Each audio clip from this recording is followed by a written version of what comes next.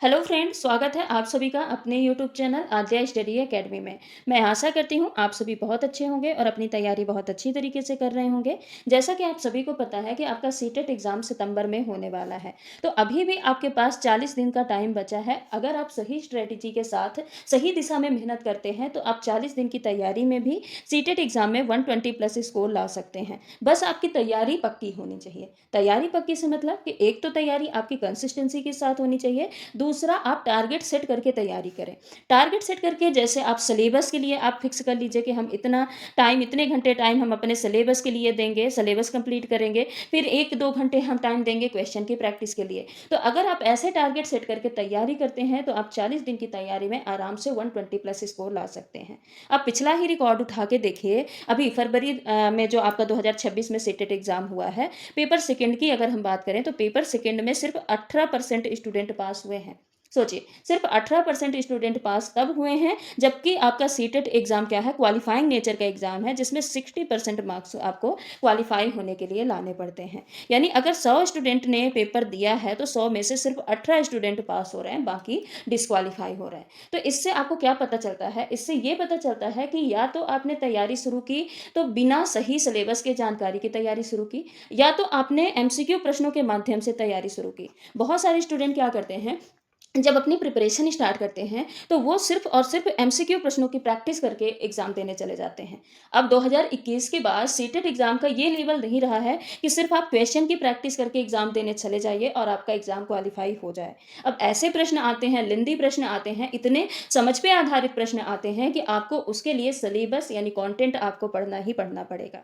अब क्या रहता है कि जैसे आपके सिलेबस, जो आपका ऑफिशियल सिलेबस दिया रहता है, तो वहाँ पे एक चीज़ दे दिया जाता है कि आप 6 से लेके 8th तक की एनसीईआरटी पढ़िए। अब आप 6th की पूरी एनसीईआरटी पढ़ेंगे, आप किसी भी सब्जेक्ट को लेके चलिए। मैं यहाँ पे आज आपको मैथ की चर्चा करने वाली हूँ, तो आप मैथ को ही देखिए। आप 6वीं की एनसीईआरटी पढ़ेंगे, 7वीं की एनसीईआरटी पढ़ेंगे, 8वीं की एनसीईआरटी पढ़ेंगे, तो सोचिए कितने सारे टॉपिक हो जाएंगे, कितने सारे सब टॉपिक्स हो जाएंगे, कितना बड़ा सिलेबस हो जाएगा अगर आप 3 क्लास की एनसीईआरटी पढ़ने बैठते हैं तो सबसे पहले आपको क्या करना है, सही सिलेबस की जानकारी रखना है। और सही सिलेबस की जानकारी आपको कैसे होगी?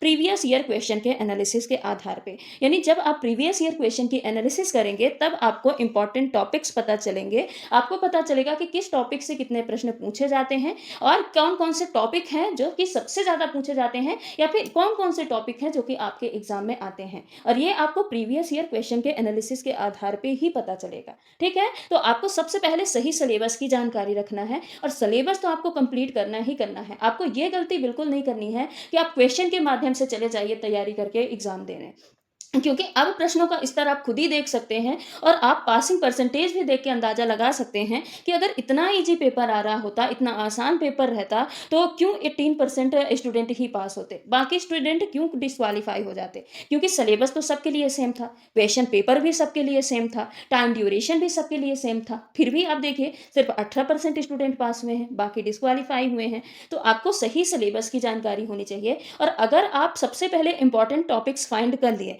तो आप मान लीजिए कि 20 से 30% आप तैयारी कर चुके हैं, क्योंकि टारगेट सेट हो जाना, आपको ये पता चल जाए कि आपको पढ़ना क्या है, कौन कौन से टॉपिक पढ़ने हैं। अगर आपका टारगेट ही सेट हो जाए तब आपके मेहनत करने की दिशा भी मिल जाएगी और आपकी तैयारी भी ऐसा ही दिशा में सही स्ट्रेटेजी के साथ चलने लग जाएगी, और यही जाके आपको सिलेक्शन भी दिलाएगा, यानी एग्जाम क्वालिफाई भी कराएगा। तो आज की ये वीडियो आपके लिए इसलिए भी बहुत महत्वपूर्ण है, क्योंकि आज हम मैथ के सारे इंपॉर्टेंट टॉपिक्स के बारे में चर्चा करने वाले हैं कि कौन कौन से टॉपिक हैं जो आपके सीटेट एग्जाम में पूछे जाते हैं और किस टॉपिक से कितने प्रश्न बनेंगे। पूरी जानकारी आपको इस वीडियो के माध्यम से मिलने वाली है। ये जो मैं टॉपिक आपको बताने जा रही हूँ, सारे मैं प्रीवियस ईयर क्वेश्चन के एनालिसिस के आधार पर बताऊंगी। और यहाँ पे जो मैं क्वेश्चन बताऊंगी कि किस टॉपिक से कितने क्वेश्चन आ रहे हैं, ये ऑन एवरेज क्वेश्चन रहेंगे। अब इसमें प्लस माइनस थोड़ा हो सकता है, लेकिन ऑन एवरेज इतने ही क्वेश्चन देखने को मिलते हैं। और अगर जो मैं आज यहाँ पे टॉपिक बताने वाली हूँ, आप सिर्फ इतने टॉपिक की ही तैयारी अच्छे से कर लेते हैं, तो गारंटी है कि आप मैथ में पूरे के पूरे नंबर लाएंगे। बस आपकी तैयारी अच्छी होनी चाहिए। तो चलिए, वीडियो को शुरू करने से पहले आप सभी से रिक्वेस्ट है कि अगर आप चैनल पे नए हैं तो चैनल को सब्सक्राइब करके वीडियो को लाइक जरूर कर दीजिएगा। तो अगर सीटेट सितंबर 2026 मैथ पेपर 2 के इंपॉर्टेंट टॉपिक्स की बात करें, ये देखिए मैं आपको प्रीवियस ईयर क्वेश्चन के एनालिसिस के आधार पे पूरे टॉपिक मैं आपको यहाँ पे लिख के लाई हूँ, और किस टॉपिक से कितने प्रश्न बनेंगे ये भी पूरा मैं यहाँ पे डिटेल देखिए पूरा लिख के आई हूँ। तो देखिए, तो सबसे पहला टॉपिक है हमारा नंबर सिस्टम। नंबर सिस्टम में कई सारे सब टॉपिक आते हैं। नंबर सिस्टम में क्लासिफिकेशन भी आता है, फ्रैक्शन भी आता है, डेसिमल भी आता है, डिवीजन भी आता है, बोर्ड मास भी आता है। ठीक है, ये सारे नंबर सिस्टम के अंतर्गत आते हैं। तो यहाँ से लगभग 3 से 4 प्रश्न नंबर सिस्टम से बनते हैं, जिसमें फ्रैक्शन से एक क्वेश्चन बनना ही बनना है, डेसिमल से भी एक क्वेश्चन बनते हैं और डिवीजन से भी एक क्वेश्चन बनते हैं।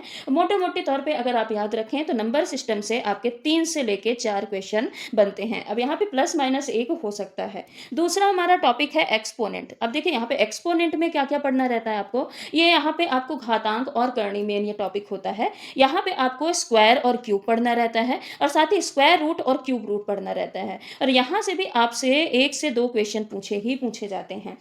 उसके बाद एलसीएम एचसीएफ से आपको एक क्वेश्चन देखने को मिलता है, मीन मोड और मीडियन से एक क्वेश्चन देखने को मिलता है, और प्रोबेबिलिटी से एक क्वेश्चन आपको देखने को मिलता है। तीसरा हमारा टॉपिक है मेंसुरेशन। मेंसुरेशन में आपको 2D में क्या पढ़ना रहता है, तो यहाँ पे आपको ट्रायंगल पढ़ना रहता है और क्वाड्रिलेटरल पढ़ना रहता है, जहाँ से आपको 1 से 2 क्वेश्चन देखने को मिलते हैं। 3D में क्या पढ़ना रहता है, तो 3D में आपको क्यूब क्यूबॉइड पढ़ना रहता है और सिलेंडर पढ़ना रहता है। ये आपको मेंसुरेशन में पढ़ के जाना है, यानी मेंसुरेशन से भी लगभग 3 से 4 क्वेश्चन, या फिर यहाँ पे 3 तो क्वेश्चन आप मान के ही चलिए कि मेंसुरेशन से 3 क्वेश्चन पूछे जाते हैं। उसके अलावा अगर ज्योमेट्री की बात करें तो ज्योमेट्री में लाइंस एंड एंगल्स पूछे जाते हैं, सिमेट्री लाइन यहाँ पे पूछी जाती है, और पॉलीगन पूछे जाते हैं। यहाँ से भी 4 से 5 आपको क्वेश्चन देखने को मिलते हैं ज्योमेट्री से, और एल्जेब्रा से आपके 3 से 4 क्वेश्चन देखने को मिलते हैं। तो अगर आप यहाँ पे ओवरऑल देख पाएंगे तो आपको ये 3 महत्वपूर्ण टॉपिक है जो कि अच्छे से तैयार करके जाना है। क्योंकि अगर हम सीटेट एग्जाम की बात करें तो यहाँ पे मैथ आपकी 30 नंबर की पूछी जाती है, और 30 नंबर के मैथ में आपका 20 नंबर का कंटेंट रहता है, और 10 नंबर की क्या रहती है, पेडागोजी रहती है। तो 20 नंबर के कंटेंट में लगभग 12 से 13 नंबर आपके मेंसुरेशन, यहाँ पे ज्योमेट्री और अलजेब्रा के ही पूछ लिए जाते हैं। ना 12 से 13 तो आप 10 क्वेश्चन तो मान के ही चलिए कि 10 क्वेश्चन आपके मेंसुरेशन, ज्योमेट्री और अलजेब्रा के रहेंगे ही रहेंगे। तो आपको ये 3 आईएमपी, मोस्ट आईएमपी आपको सेट कर लेना है, और इनको तो अच्छे से प्रिपेयर करके जाना है, क्योंकि 10 से 11 नंबर आपके यहीं से बनने वाले हैं।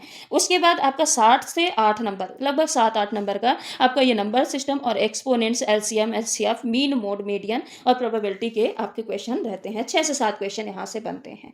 और कुछ और टॉपिक हैं जहाँ से आपके 2 से 3 क्वेश्चन बनते हैं, जैसे कि profit and loss, percentage, simple interest, compound interest, ratio and proportion, time speed and distance, और डाटा इंटरप्रिटेशन या फिर डाटा हैंडलिंग के भी एक क्वेश्चन यहाँ पे देखने को मिलते हैं। ठीक है, तो ये पूरे टॉपिक मिला के आपके 3 से 4 या फिर कभी कभी 2 क्वेश्चन भी यहाँ से देखने को मिलते हैं। तो ये ओवरऑल आपका मैथ का सिलेबस है, आपको इतने ही टॉपिक पढ़ के जाना है।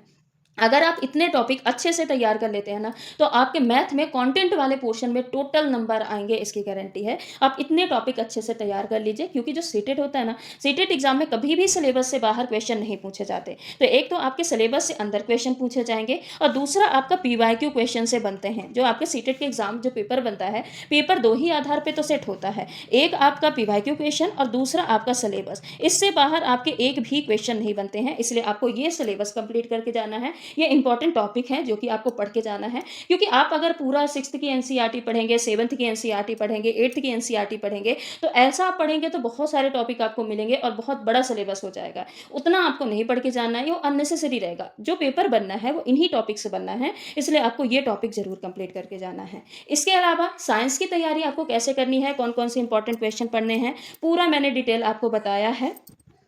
और ईवीएस और सीडीपी के कौन कौन से इंपॉर्टेंट टॉपिक है जिनको आपको पढ़ के ही जाना है, जो कि नंबर दिलाने वाले टॉपिक हैं, वो भी मैंने आपको वीडियो के माध्यम से बताया है। तो आप वो वीडियो भी जाके जरूर देखिएगा, उससे आपको अपनी तैयारी में काफ़ी ज़्यादा हेल्प देखने को मिलेगी। उसके अलावा हम यहाँ पे इसी यूट्यूब चैनल आद्या स्टडी अकेडमी में साइंस की तैयारी कर रहे हैं, जहाँ पे अभी हम सिलेबस कंप्लीट कर रहे हैं। सारे टॉपिक वाइज हम सिलेबस, लगभग आधे घंटे की हमारी क्लास होती है, लेकिन हम इतना कॉन्टेंट वहाँ पे पढ़ लेते हैं कि अगर आप आधे घंटे 20 से 25 मिनट की क्लास का भी नोट्स बनाएँगे ना, तो आपको 1 से डेढ़ घंटे उसमें लग जाने हैं। तो हम ज़्यादा कंटेंट और कम समय में यहाँ पे पढ़ रहे हैं, तो ये क्लासेस आपके एग्ज़ाम को बहुत ज़्यादा बूस्ट करेगी, बहुत ज़्यादा इसको हाई लेवल में लेके जाएगी, क्योंकि यहाँ पे हम बेसिक टू एडवांस तैयारी कर रहे हैं। अगर आप चाहते हैं कि साइंस की कंप्लीट तैयारी हमारी हो जाए, क्योंकि सिलेबस कंप्लीट होने के बाद हम पीवाईक्यू क्वेश्चन की प्रैक्टिस करने वाले हैं, जो कि आपके लगभग इसी वीक में पीवाईक्यू क्वेश्चन की प्रैक्टिस और नए क्वेश्चन की प्रैक्टिस स्टार्ट हो जाएगी। तो आप साइंस की कम समय में अगर तैयारी करना चाहते हैं, तो हमारे यूट्यूब चैनल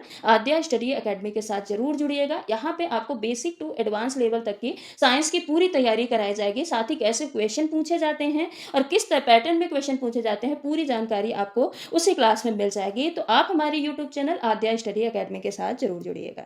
तो चलिए आज की वीडियो को यहीं पे हम समाप्त करते हैं, मिलते हैं अगली वीडियो में। तब तक के लिए अगर आप चैनल पे नए हैं तो चैनल को सब्सक्राइब कर लीजिएगा, वीडियो को लाइक करके बेल आइकन को भी हिट कर लीजिएगा, ताकि कोई भी क्लासेस अपलोड की जाए तो उसका नोटिफिकेशन आप तक सबसे पहले पहुंच पाए। धन्यवाद।